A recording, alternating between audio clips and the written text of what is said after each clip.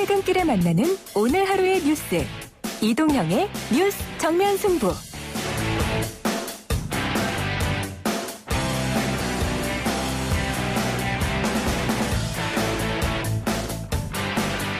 화이트 날짜 이동형 뉴스 정면 승부 2부 시작하겠습니다. 박용진 더불어민주당 의원이 지난 9일 20대 대통령 선거 출마를 공식 선언했습니다. 여야 대권주자 가운데 처음인데요. 국민과 함께 정치의 세대 교체를 선도하고 시대를 교체하는 젊은 대통령이 되겠다. 대권에 도전한 박용진 의원과 이야기 나눠보겠습니다. 의원님 나와 계십니까? 안녕하세요. 박용진입니다. 대권 도전 선언하게 되면 저희하고 인터뷰 하기로 했었는데 약속 지켜줘서 고맙고요. 감사합니다. 네. 정치 현안 먼저 여쭤보겠습니다. 오후 7시에 본회의 소집돼 있던데요. 김부겸 국무총리 후보자 임명 동의안 때문이죠? 예, 그렇습니다. 야당이 지금 어떻게 나오는 상황입니까? 뭐 전면 보이콧 한다고 그러고요. 6시부터 야당이 지금 의총을 통해서 어떻게 대응할지, 7시에 소집된 본회의에 대해서 어떻게 대응할지, 그걸 결정할 모양이에요. 몸싸움을 한다고 하는 흉흉한 소문도 있고, 어쨌든 대통령 선거가 이제 1년밖에 10개월밖에 남지 않아서요. 야당도 자꾸 이렇게 대립적으로 가고 해야 자기들한테 길이 열린다고 생각하시는지는 모르겠는데, 사실 김부겸 총리 후보자에 대한 무슨 부적합적 의견 이런 거 아니잖아요. 그러면 김부겸 총리 후보자에 대한 인준은 인준대로 하고, 다른 장관 후보자들에 대한 문제제기나 이런 건 그런 대로 해야죠. 게다가 오늘 또 그 해양수산부 장관 후보자 박준영 후보자는 이제 물러섰지 않습니까?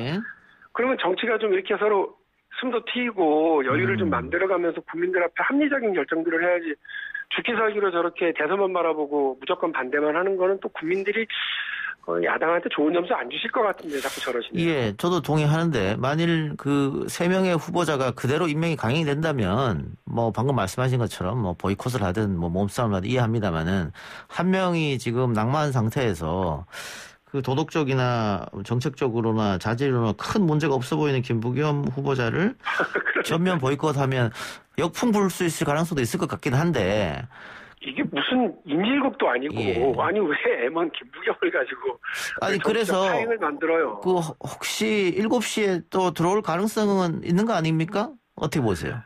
그렇게 됐으면 좋겠어요. 그러니까 그 지금 야당의 대표 역할을 김기현 원내대표가 하시는데, 그 좀 다르게 좀 해주셨으면 좋겠어요. 예, 알겠습니다.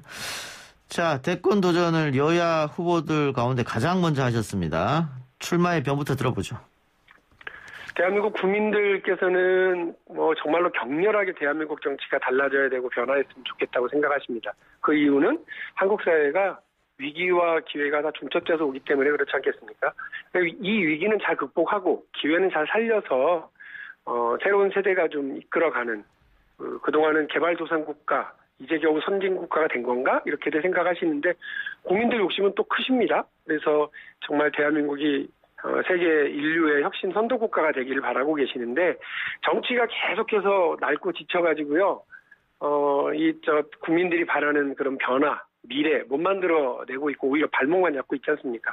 박용진이 대한민국 정치의 멋진 변화를 만들어내고요, 대한민국의 미래를 열어가겠습니다. 예. 국민 여러분들, 지금은 좀 미미한 인지도와 또 미미한 지지율입니다만 넘어설 수 있도록 응원 많이 해주십시오. 흔히들 대통령은 하늘이 된다 그러는데, 바꿔 말하면 그게 민심이겠죠. 그리고 네. 다른 단어 쓰면 시대 정신일 테고, 문재인 대통령이 취임 4주년 연설에서도 시대 정신이라는 단어를 썼는데, 다음 대통령과 맞는 시대 정신은 뭐라고 보십니까? 정치는 언제나 우리 공동체의 먹고 사는 문제, 안전의 문제, 이 두 가지를 잘하느냐 못하느냐에 있다고 봅니다. 예. 그걸 잘했던 정권, 잘했던 지도자는 역사에 길이 남고, 못했던 정권은 교체되고, 또 잘못한 지도자는 역사의 오명을 남기는 것 아니겠어요? 박용진의 이념이 뭐냐? 너의 주의와 사상이 뭐냐? 물으시면 저는 늘 말씀드립니다만, 먹고 사는 짐입니다. 예. 우리 국민들이 소박한 꿈, 내 집 마련, 내 차 마련, 노후 자산, 건강, 우리 자녀들의 교육 문제, 이런 소박한 바람들과 희망이 잘 이루어져서 행복한 국민들로 가득 찬 행복국가를 만드는 것이 박용진의 대선 비전이고요. 그런 나라를 만들어내기 위해서 열심히 뛰겠습니다. 그런데 그런 나라를 만드는데 꼭 필요한 게 국민들의 이익과 행복보다는 자신들의 기득권, 자신들의 이익 이런 걸 지키기 위해서 오히려 고군분투하는 이런 잘못된 낡은 세력들과 싸울 수 있는 용기가 필요한데요. 박용진은 그런 용기 앞장 세워서 변화를 만들어내도록 하겠습니다. 국민의 안전과 먹고 사는 문제. 이거는 다른 대통령을 준비하는 사람들도 똑같이 얘기할 것 같고 똑같이 내가 적임자다라고 얘기할 것 같은데요. 우리 국민들께서는 기억하실 거예요. 유치원 3법 하나 바꾸는 데에도 1년 4개월이나 걸렸습니다. 예. 어처구니가 없죠. 근데 이거 하면서 다음에 국회의원 못할 거야라는 협박 아닌 협박, 위협 아닌 위협 많이 들었고요. 예. 대한민국에서 제일 힘세다고 하는 삼성 재벌 총수 일가의 불법행위, 반칙행위 이런 걸 하는 때도 똑같은 얘기 들었습니다. 예. 대한민국에서 정치 오래 못하겠구나 이런 얘기 들었고요. 제가 아까 말씀드렸죠. 그냥 행복, 먹고 사는 문제, 경제 문제 잘하겠다.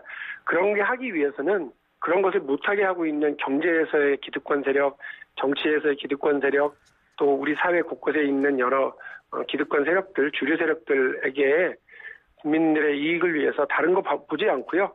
원칙대로 이렇게 밀고 나갈 수 있는 용기와 소신이 되게 중요한데 젊은 정치인 박용진이 그러한 용기와 소신을 그동안 국민들한테 보여줬다고 생각합니다. 아직 예. 여러 가지 약하고 부족한 게 많아 보이긴 하겠지만 우리 시대를 바꿔나가는 용기에 대해서는 국민들께서 이미 보셨다고 생각을 하고요. 그런 면을 저도 국민들께 계속 강조하고 말씀드리도록 하겠습니다. 의원님 만 49세십니까? 아니요. 만 50 됐어요. 생일이 지나셨군요. 생일이 지났어요. 생일 아직 났으면 40대 기수로 한번 할 건데. 안타까운 게 그런 거예요. 박용진 나이 이제 50이 됐잖아요. 예. 그런데 젊은 정치인이라는 소리를 듣는 건 예. 우리 정치의 비극이에요. 예. 우리 국민들이 언제까지 프랑스의 마크롱, 캐나다의 트루도, 저기는 30대가 세상에 총리를 한다 이렇게 얘기하는 거를 언제까지 부러워만 해야 되겠습니까? 예, 박용진이 이렇게 좀 뻔한 인물들, 뻔한 구도, 낡은 정치 이런 거 바꿔내는 그야말로 선도주자가 될 거고요. 그 구시대의 착한 막내 이거 할 생각 없습니다. 새 시대에 다부진 마청 역할을 할 테니까 많이 좀 도와주십시오. 알겠습니다. 저도 안 그래 그 질문을 좀 하려고 했는데 외국에는 젊은 대통령, 젊은 총리 많이 배출되고 있습니다만 우리는 쿠데타로 집권한 대통령 빼고는 젊은 대통령이 없어가지고 왜 그런다고 생각하세요? 정치에서 제일 중요한 건 사실 정당이 사람을 키우고 교육하고 발굴하는 역할을 하는 거거든요. 그러라고 국민 혈세로 1년에 몇백억씩 이렇게 나눠주잖아요. 그런데 그렇게 못하고 있는 거예요. 생각해 보십시오. 지난 총선이나 이전에도 그랬습니다만 뭔가 스토리가 있는 괜찮은 사람들 이런 사람들을 영입해서 안치기 바빴지 그 안에서 당 안에서 사람을 키우고 교육을 시키고 배치해내는 그런 거는 못했거든요. 그래서 저는 단순히 제가 새 시대의 다부진 맏형 역할을 하겠다, 구시대 막내 역할을 안 하겠다, 착한 막내 역할을 안 하겠다 그냥 드리는 말씀이 아니고 박용진이 민주당의 대통령 후보로 나서는 거 이거 자체도 엄청난 용기와 이 각오가 필요한 일이었고요. 그런데 박용진이 이번에 컷오프를 통과한다. 이거 기적의 시작이라고 보고요. 박용진이 민주당의 대통령 후보가 되는 것, 우리 정치의 대파란이고 박용진이 대통령 되는 것도 우리 정치를 이전에 겪지 못했던 정치 혁명을 겪는 거라고 저는 봅니다. 이 과정 전체가 한국 정치를 바꿔가는 과정일 거예요. 그리고 민주당이 지금처럼 뻔한 인물과 뻔한 구도로 또 뻔한 패배를 할지도 모르는 이 상황, 이 공포스러운 상황을 희망으로 바꿔내는 데에도 박용진의 역할, 박용진의 몸부림이 있을 거라고 봅니다. 예, 열심히 뛰겠습니다. 젊은이라는 단어가 많이 등장했는데 최근 보궐선거 결과를 보면 젊은 층, 그러니까 미래 세대들이 민주당을 외면했다. 이게 결과인데 그분들의 마음은 어떻게 돌릴 보관이세요? 한 가지는 분명히 말씀드려야 되는데 2030 세대만 저희를 버린 게 아니라 모든 세대가 다 버렸어요. 서울과 부산 할 것 없이 모든 지역에서 다 그래요. 제가 엊그저께 선원하고 울산 갔다 왔거든요. 월요일날, 화요일날은 광주 갔다 왔거든요. 양쪽 다 똑같습니다. 세상에 이렇게 전국이 지금 민주당에 대한 비판과 그 불만으로 가득 찬 경우는 또 정말 드물었어요. 그래서 다시 말씀드립니다만 젊은 세대만한테 우리가 버림받은 거 아니다. 이 얘기는 뭐냐면 민주당한테 가졌던 기대, 이게 다 실망으로 전환됐다는 얘기거든요. 왜 우리한테 기대를 가졌겠어요? 대통령 선거 때 내놓았던 공약들, 총선 때 내놨던 공약들, 그 다짐들, 이런 것들 다 사실은 국민들이 실망으로 약속 안 지켰잖아요. 이렇게 생각하시는 거라고 보거든요. 이런 면에서 어디 뭐 한 군데만 좀 고치면 20대 남자들한테만 잘 보이면 된다. 이 얄팍한 계산이고요. 민주당 지금 4.7 재보궐선거에서 우리한테 국민들이 주신 거 뭔지 아세요? 다르게 하라예요. 다르게 하라. 니네가 어떻게 해왔는지 실망 많이 했고 뻔하게 알겠는데 앞으로도 똑같이 하면 가만 안 두겠다는 거거든요. 그 다르게 하는 출발점이 뭐겠습니까? 아까 말씀드린 뻔한 인물, 뻔한 구도가 아니라 새로운 인물, 새로운 비전, 새로운 각오로 이렇게 국민들 앞에 대통령 선거를 준비해 나가야 되는 것 아니겠어요? 안 그러면 저는 이번 대통령 선거도 정말 힘들어질 거라고 하는 우리의 우울한 예측이 맞을 거라고 보거든요. 정권 재창출하고 우리가 문재인 정부의 성공 이어가고 이렇게 하려면 저는 민주당 다르게 해야 된다고 봅니다. 그 다름의 출발에 박용진 서겠습니다. 예, 민주당 재보선 참패 원인 방금 뭐 의원님도 얘기하셨으니까 요즘 논란이 되는 게 기동민 의원을 중심으로 해서 낸 보고서더라고요. 그룹 인터뷰인데 서울시당 서울시당에서 재보선 패인들 중에서 조국 사태를 꼽아서 민주당 지지층들은 부글부글한다 뭐 이런 기사도 있었는데 동의하십니까? 그 얘기가 서울시당이 만들어낸 게 아니고 그 여론조사 기관한테 의뢰해서 거기서 민심을 청취하는 FGI라고 하는 방식을 통한 여론조사 결과잖아요. 이게 있는 그대로 일단 받아들이는 것이 맞다고 보고 또 하나는 우리 지지층 또 조국 장관 좋아하고 이러시는 분들로서는 서운하다 이렇게 답답하다 이렇게 얘기하실 수도 있지만 제가 알기로는 조국 전 장관을 둘러싼 이 사회적 갈등과 논란이 어마어마했잖아요. 광화문 시위, 서초동 시위. 이거는 현실적으로 존재하는 거고 이게 좋은 영향을 미쳤든 나쁜 영향을 미쳤든 상당히 중대한 사회적 현상이고 갈등 요인이었다고 하는 건 우리가 피해갈 수 없기 때문에 어쨌든 보고서에 그렇게 언급이 된 건 그냥 객관적으로 그대로 그냥 우리가 받아들이면 된다고 생각을 합니다. 근데 민주당 지지자들은 총선 때도 조국 사태가 있었습니다만 180석 이상 했다. 그리고 LH 사태 터지기 전까지는 박영선이 양자대결에서 앞서고 있었다. 그런데 그걸 어떻게 조국 사태로 표현을 꼽느냐. 뭐 이렇게 얘기하더라고요. 아니 그런 말씀도 오를 수 있습니다만 여러 가지 상황과 조건 중 하나의 이유 때문에 선거를 친다, 하나의 이유 때문에 정권이 바뀐다 이렇게는 아닌 거예요. 그러니까 다양한 이유들이 겹쳐 있지만 지금 국민들이 되돌아볼 때 그리고 민주당에서 이전을 바라볼 때 왜 우리한테 이런 실망과 기대가 실망으로 쌓였을까?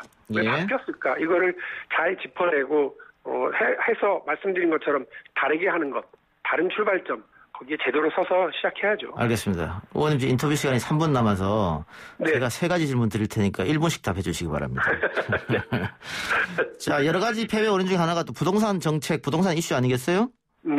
부동산 정책은 만일 의원님이 후보가 되면 어떻게 가져갈 생각이십니까?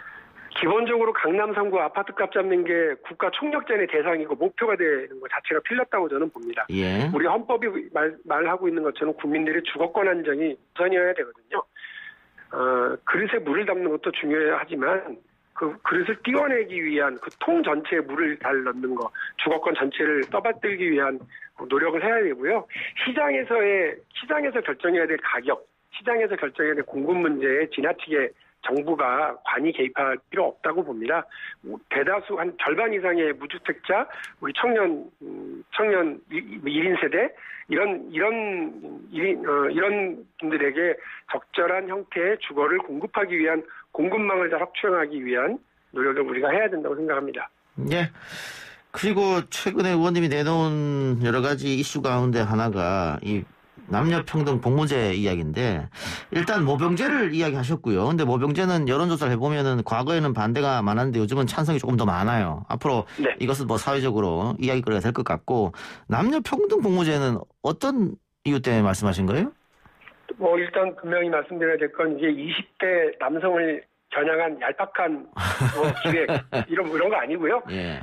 이 책을 준비할 때 이미 2019년 5월달부터 그 기획을 가지고서 토론도 하고 공부도 하기 시작했고 책은 작년 11월에 썼으니까 4.7 재보선 결과와는 전혀 무관하다. 예. 말씀드리고 두 번째로 저는 모병제에 반대하는 이유 중에 가장 큰 이유가 뭐였냐면 사람들이 보수적인 분들이 특히나 남북 대치 상황에서 한반도 주변의 군사 안보와 관련해서 모병제로 전환하면 불안하지 않느냐 이런 것들이 있었습니다. 그래서 저는 모병제로 전환해서 정예 강군화 한다. 플러스 이 모병제를 뒷받침하는 강력한 예비군 제도가 필요한데 우리 헌법에서 얘기하는 것처럼 모든 국민은 법률이 정한 바대로 국방의 의무를 진다인데 법률에서 남성만으로 되어 있어요. 그런데 40일 정도에서 100일 정도의 기초군사 훈련을 모든 국민들이 받고 유사시에 다 정예부대로 이렇게 재편될 수 있도록 만들어내고 그것으로 우리나라 우리 내 지역을 지키고 우리 나라를 지키는 이런 예비군 제도를 구축하는 것이